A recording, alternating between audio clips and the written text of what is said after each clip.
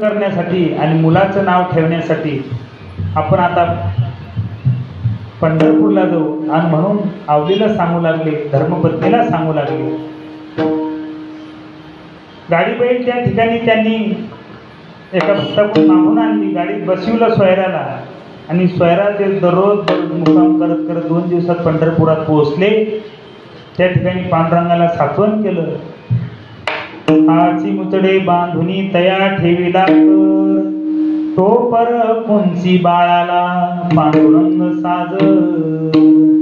पंढरीस पांडुरंगाला नामदेवाला सांगितलं, नामदेवा माझा लढीवाळ भक्त चोखोबरा आहे, त्यांना सुरुवातीचा एकुलता एक मुलगा झालेला आहे आणि ते या ठिकाणी सात्वन करण्यासाठी येणार आहे. जावळाचा मुहूर्त आहे आणि त्यांना तुझ्या हाताने ते टोपरं कुंची कानसोळी सगळं अर्पण कर.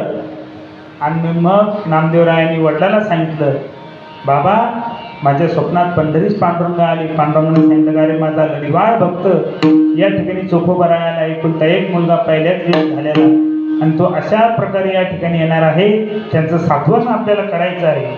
आणि दामाशेट्टीनं 2 दिवसात ते कपडे शिवण वगैरे तयार केले, पांडुरंगाच्या चरणावर वाहिले. विसोबाला बोलवलं, चोखोबाला बोलवलं, धर्मपत्नीचं सात्वन केलं. पांडुरंगाच्या हातून विठ्ठल हे नाव ठेवण्यात आलं. चोखोबारायांच्या मुलाचं नाव विठ्ठल. विठ्ठलांची समाधी कुरुडवाडीला आहे, पंढरपुराच्या समोर कुरुडवाडी, करकम कुरुडवाडी. आणि ज्यावेळेस ती हत्या झाली, मंगळवेढ्यातली जी भिंत पडली, त्या भिंतीच्या बाजूला चोखोबारायाचा वाडा.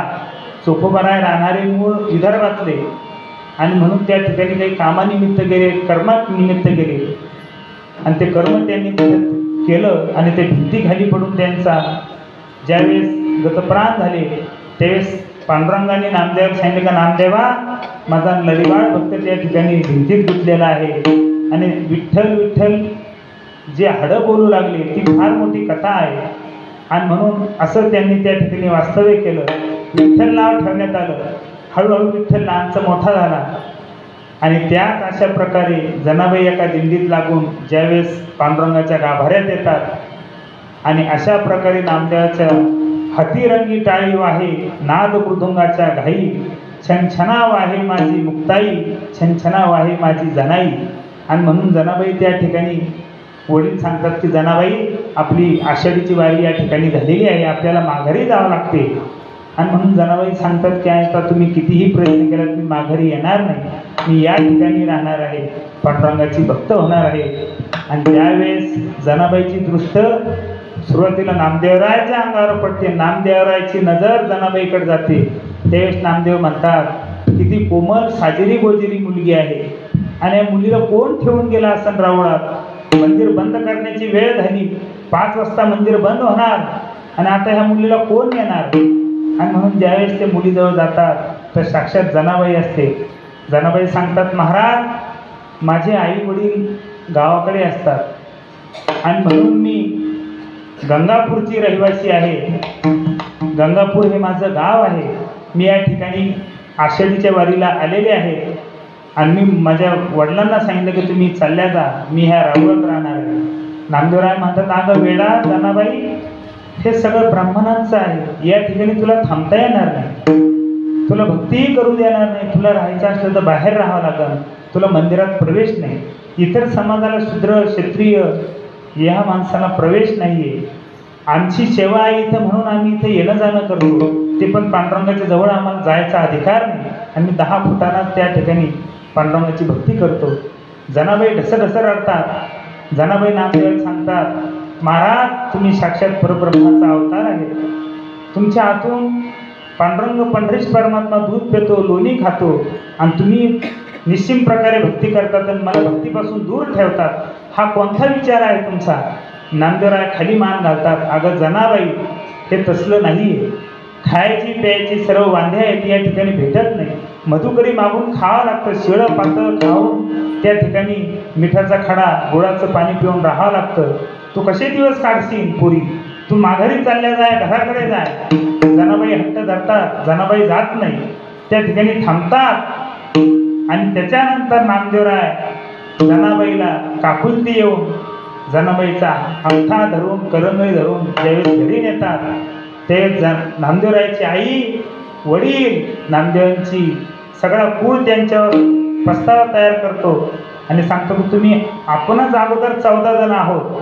नामदेवरायांच्या घराचं वर्णन फार मोठं आहे. जाना गोधा विठा ऐसे जन्मले पवित्र कुळा विठा गोधा माधा जना पवित्र ते पुळनाम याचा दामना मदाना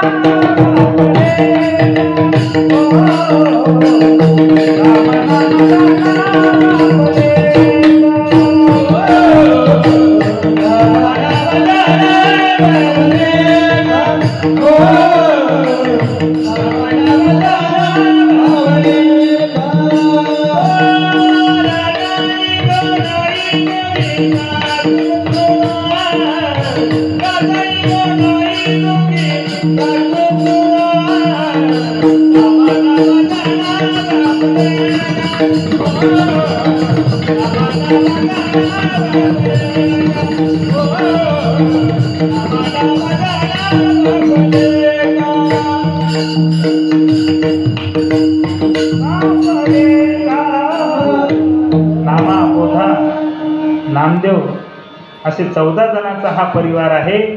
आपल्यालाच तर पोटभर खायला भेटत नाही नामदेवा, आणि तुम्ही नसलेला हा प्रकार कसा केला? कशाला त्या लहान मुलीला घरी आणलं? आणि म्हणून अशा प्रकारची आई, तिला भक्ती करायची इच्छा आहे. फार दूरची आहे ती, मराठवाड्यातली. ज्या ठिकाणी जरांगे पाटलांनी पहिलं उपोषण केलं ते गंगापूर, त्या गावची आई ती गंगापूरची आहे. आणि म्हणून ती जनाबाई लहान आली, आईच्या पायावर मस्तक ठेवला. आई, मला दूर लोटू नका, मी एकुलती एक आहे आणि माझ्या अंतःकरणात पंढरीश पांडुरंगाची भक्ती अशी अंतर्जून त्या ठिकाणी मला उत्पन्न झालेली आहे. माझा दृढ असा विश्वास त्या पंढरीश पांडुरंगावर आहे आणि मला पंढरपुरातून तुम्ही मागे लोटू नका. मी आले, 11 दिवस दिंडीत चालले, नामसंकीर्तन केलं आणि पांडुरंगाची दर्शनाची ओढ लागली, पांडुरंगाच्या भक्तीची आस लागली आणि आज मी दर्शन घेतलं गाभाऱ्यात जाऊन. आता कोठे धावे मन तुमचे चरण देखलिया, भाग गेला सीन गेला अवघा झाला. ज्यावेळेस तासोन तासी उभे राहून आता सध्याही 14-14, 15-15 तास वारकरी भक्त मंडळी, माता भगिनी त्या ठिकाणी त्या लाईनमध्ये उभे राहतात दर्शन घेण्यासाठी. आणि गाभाऱ्यात गेल्यानंतर सर्वप्रथम आपल्याला त्या कानोपात्राचं झाडाचं दर्शन होते. समोर गेले की गरुड खांब आहे, गणराज आहे, गणपती आहे, मकर ध्वज आहे. आणि त्या दर्शन घेत घेत ज्यावेळेस आपण गाभाऱ्यात जातो आणि पांडुरंगाचा स्पर्श होतो हाताला, आपला माथा चरणावर टेकला जातो, त्यावेळेस महाराज म्हणतात, भाग गेला सीन गेला अवघा झाला आनंद. कितीही तास उभे राहा तुम्ही, जेव्हा खा नका खाऊ, फराळ करा, चहा प्या नका पिऊ, अंतःकरणात अशी शुद्धी होत जाते आणि पांडुरंगाचं स्मरण होऊन अंतःकरण शुद्ध होते. महाराज, हा पांडुरंगाचा महिमा आहे. आणि म्हणून जनाबाई म्हणतात, आई साहेब, मला दूर लोटू नका, मला दर्शन घ्याऊ द्या आणि मला याच ठिकाणी तुमच्या घरी राहू द्या. नामदेवाची आई म्हणतात, अगं जना, तू का वेडी का खुळी का पिशी झाली भाई? अगं हे आमचं 14 जणांचं कुटुंब आहे.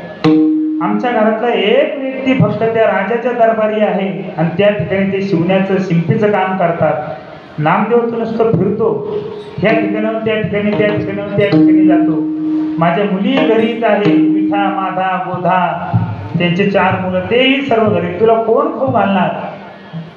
आई साहेब, मी फार दुरून आले आहे, मला तुमची चरणाची सेवा घडू द्या आणि मला याच ठिकाणी राहू द्या. आणि म्हणून आई त्या दिवशी तिला जेवण देत नाही. जनाबाईच्या अंतःकरणात शुद्ध भक्ती असते, पांडुरंगाची साथ जनाबाईला असते. आणि म्हणून जनाबाई त्या ठिकाणी झाड झूड शेण पाणी सर्व करून दळण दळून, बरेचसे जनाबाईचे अभंग आहे. सुंदर वाजे जाते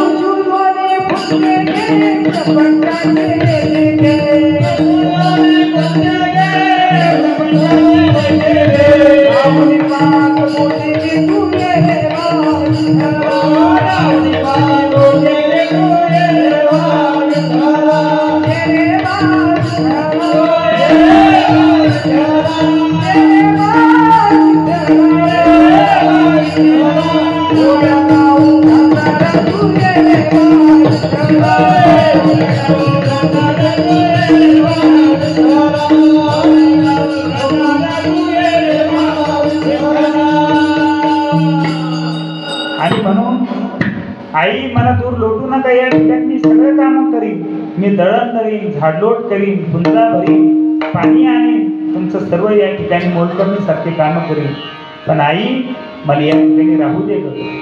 नामदेवरायाचे डोळे भरून आले की लहान मुलगी आहे, 3 वर्षाची मुलगी कुठे जाणार, हिचे अंतःकरण इतकं शुद्ध आहे, पुढे ही किती भक्त होणार.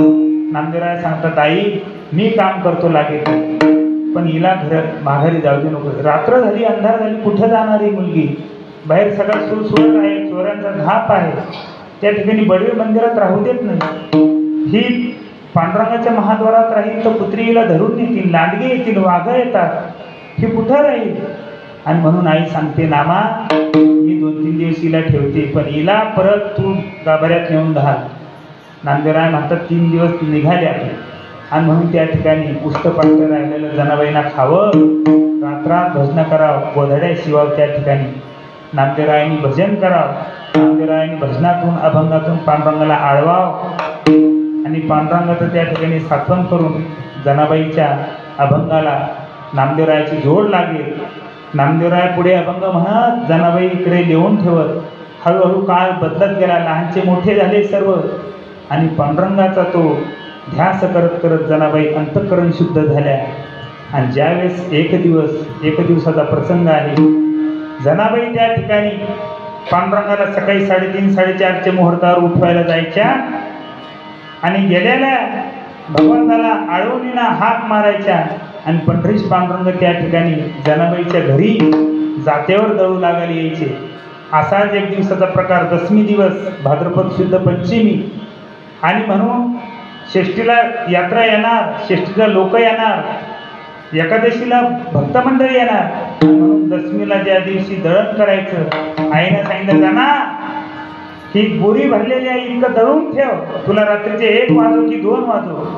जनाबाईंना 9-9:15 वाजता जेवण केलं. सगळ्यांचं जेवण झाल्यानंतर धुणे भांडे केले, अंथरून टाकलं, नामदेवरायाला कुटियात झोपू घातलं, आणि नंतर दुसऱ्या कुटियात आल्या आणि जनाबाईंना ती बोरी काढली.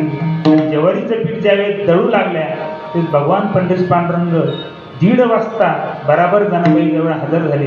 गळ्यात सोन्याची बोरमाळ आहे, पंचरंगी आहे, वैजयंती माळ आहे, कमऱ्याला कसा आहे, पायात सर्व तोडे आहेत, मकरा कुंडल आहे, वर मस्तकावर मोती आहे, सगळं वेशभूषा घेऊन पांडुरंग परमात्मा जनाबाईच्या घरी आले. जनाबाई मी मदत करतो. अहो थांबा, आता 3:30-4 वाजतील, बडवे येतील मंदिरात, तुम्ही जा बघू, थांबू नका या घरी, मी माझं करते. नाही जनाबाई. आणि म्हणून पंढरीश पांडुरंग त्या ठिकाणी आले. जनाबाईला रात्रभर दळू लागले, गप्पा गोष्टी झाल्या, भक्तीची चर्चा झाली, आणि 3:30-4 ज्यावेळेस जनाबाईच्या अभंग पूर्णत्वाला गेले आणि जनाबाईने आदेश दिला की पंढरीनाथा जा, आता 4 वाजणार, त्या ठिकाणी बडवे येणार, तुमची आरती करणार, उठविणार, आणि म्हणून पांडुरंग परमात्मा त्या ठिकाणी आपलं गळ्यातलं जे सोनं